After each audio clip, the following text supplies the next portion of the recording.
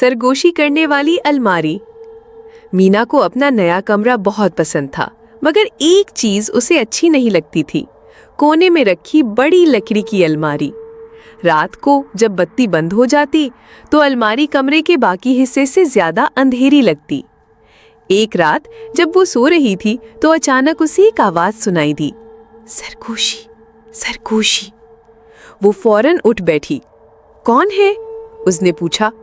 कोई जवाब ना आया, आवाज रुक गई।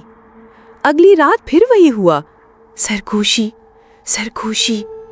इस बार मीना आहिस्ता आहिस्ता चलती हुई अलमारी के पास गई और दरवाजा खोल दिया।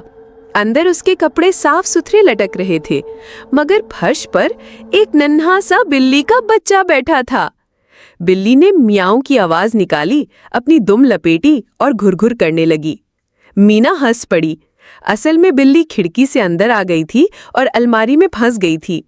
वही आहिस्ता आहिस्ता आवाजें निकाल रही थी जो सरगोशी लगती थीं। इस रात के बाद मीना को अलमारी से डर नहीं लगा।